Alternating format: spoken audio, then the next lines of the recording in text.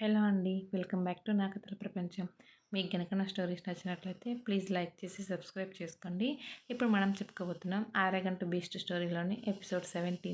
ఇక స్టోరీలోకి వెళ్ళినట్లయితే ఆ ఫోటో చూడడమే రతన్ బ్రెయిన్‌లో ఏ రేంజ్‌లో తన బాస్ అనుకున్న ఆలోచనల డైనమైట్ పేలిందో అర్థమవుతుంటే కన్నింగ్ నవ్వు రాతోడి బెదల మీద పూస్తుంది రతన్ పరిస్థితి తలుచుకుని. వెంటనే ఆ పిక్ ఆర్నవ్‌కి పంపి అది చూడగానే బాస్ పెదవుల్లో నిలిచే అరుదైన ఈవిల్ స్మైల్ తలుచుకుని, ఇక్కడ రాతోడు కూడా అలానే సర్కాస్టిక్‌గా నవ్వుతాడు రతన్ తన బాస్ విషయంలో చేసిన దారుణాలు తలుచుకుని. శ్రేష్టని రూమ్‌లోకి తీసుకుని వచ్చి ఆమెని తన ఒడిలో పడుకోబెట్టుకుని, ఒక చేత్తో జో కొడుతూ ఇంకొక చేత్తో ఆమె తల నిమురుతూ ఉన్న ఆర్నవ్ ఆలోచనలు గతంలోకి పరుగులు తీస్తాయి అతడి ప్రమేయం లేకుండానే. యూకేలో తన మాస్టర్స్ కంప్లీట్ చేసి ఇండియాకి వచ్చిన ఆర్నవ్ ముంబైలో ఉన్నప్పటికంటే ఇంకాస్త గంభీరంగా మారిపోతాడు. ఎయిర్పోర్ట్లో 2 ఇయర్స్ తర్వాత తనని చూసి ఎమోషనల్ అయ్యి ఏడుస్తున్న తల్లిని కూడా ఆ గాంభీర్యంతోనే సముదాయించి, mom, I don't like people who cry, so don't cry అని మృదు గంభీరంగా చెప్పి బయటకు వచ్చి కారులో కూర్చున్న ఆర్నవ్ వైపు వింతగా చూస్తున్న సౌదామిని భుజం తట్టి కారు దగ్గరికి తీసుకుని వెళ్తారు అశోక్ గారు. ముందు నుండే ఎమోషన్స్ లేని కొడుకు ఇప్పుడు ఇంకాస్త బండరాయిలాగా తయారవడం చూసి ఆ తల్లిదండ్రులకు బాధను మిగులుస్తుంది. అందరూ కారులో కూర్చున్న తర్వాత డ్రైవర్ స్టార్ట్ చేయగా ముంబై వీధుల్లో వేగంగా పరుగులు తీస్తుంది ఆర్నవ్ ఉన్న కారు అతడి డైరెక్షన్లో. నాన్న ఆర్నవ్, అంత స్పీడ్ ఎందుకు వెళ్ళమంటున్నావు డ్రైవర్ని? ఇది అసలే స్కూల్ జోన్, కాస్త స్లోగా డ్రైవ్ చేయమనివ్వు అని ఒకంత అసహనంగా అంటాడు అశోక్.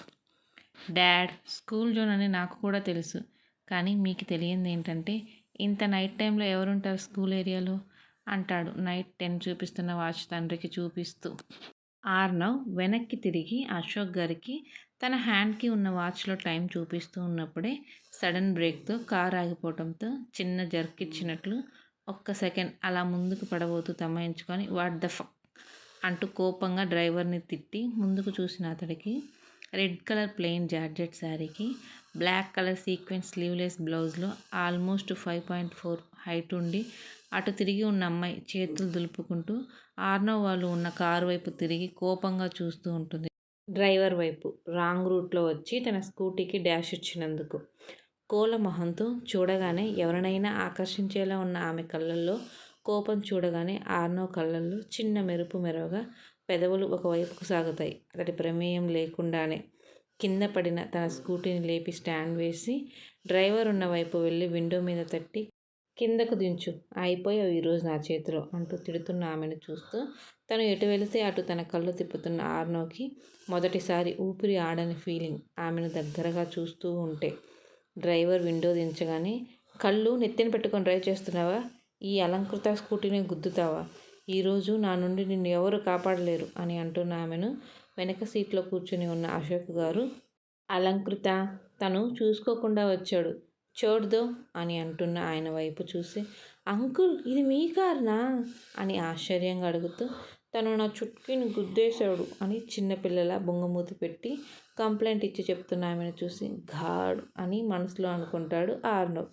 ఆమెను మొదటిసారి చూసిన సంఘటన గుర్తు చేసుకుంటూ ఉన్న ఆర్నవ్కి తన మొబైల్కి వచ్చిన మెసేజ్ నోటిఫికేషన్ సౌండ్కి గతం నుండి ప్రస్తుతంలోకి వస్తూ మొబైల్ చేతిలోకి తీసుకుని చూసిన అతడికి రాతోడు పంపిన పిక్ చూడగానే పెదవులలో విలనీ స్మైల్. ఎటూ తేల్చుకోలేని సందిగ్ధంలో కొట్టుకుపోతున్న రతన్ ఫేస్లోని హావభావాలు చూడగానే తనకే తెలియని ఒక రకమైన శాడిస్టిక్ ఆనందం ఆర్నవ్ పెదవుల మీద పూస్తుంది. తన నెచ్చలతో అందమైన క్షణాలు అనుభూతి చెందుతూ ఆదమరచి ఉన్న తనని నేరుగా ఎదుర్కొనే ధైర్యం లేక వెన్నుపోటు పొడిచిన ప్రతి ఒక్కరికి సమాధానం చెప్పే టైం వచ్చిందని అర్థమవ్వగా అదోలాంటి నవ్వు అతడి మీసాల చాటున.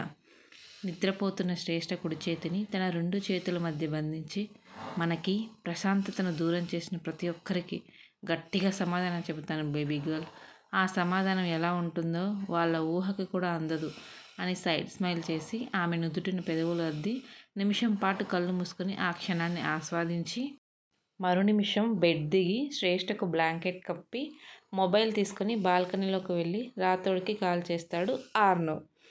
అతడి కాల్ కోసమే ఎదురు చూస్తున్న రాతోడు మొదటి రింగ్కి కాల్ లిఫ్ట్ చేసి మొబైల్ చెవి దగ్గర పెట్టుకొని చెప్పండి సార్ అని ఆర్నవ్ ఎదురుగా లేకపోయినా స్టిఫ్గా నిలబడి మరీ వినయంగా అడుగుతాడు. Listen carefully Rathod. ఆ రతన్ నువ్వు అనుకున్న దానికంటే కూడా చాలా డేంజర్. వినయం నటిస్తూనే వెనకాల గోతులు తీసే గుంట నక్క. కాబట్టి అతడు ఇప్పుడేదో తాగుతూ పబ్‌లో ఉన్నాడంటే ఆ రతన్ బాధపడుతున్నాడు అనుకుంటే అది పొరపాటే. ఏదో ప్లాన్ చేసే ఉంటాడు. లేదంటే మనల్ని డైవర్ట్ చేయడానికి ఇలా చేస్తూ ఉండొచ్చు. సో నువ్వు నీ టీమ్ ఎవ్రీ మినిట్ రతన్ని మానిటర్ చేయండి. అలానే తను ఎవరెవరితో కాల్ మాట్లాడుతున్నాడో ఫోన్ ట్రాక్ చేసి తెలుసుకోండి.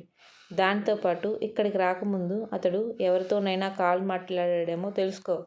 తన ఫోన్ మాత్రమే కాదు ఇంకెవరి ఫోన్ అయినా యూజ్ చేశాడేమో హాస్పిటల్ ఫుటేజ్ చెక్ చేయించు. Be careful Rathod. Every minute తను ఏం చేస్తున్నాడో నాకు తెలియాలి.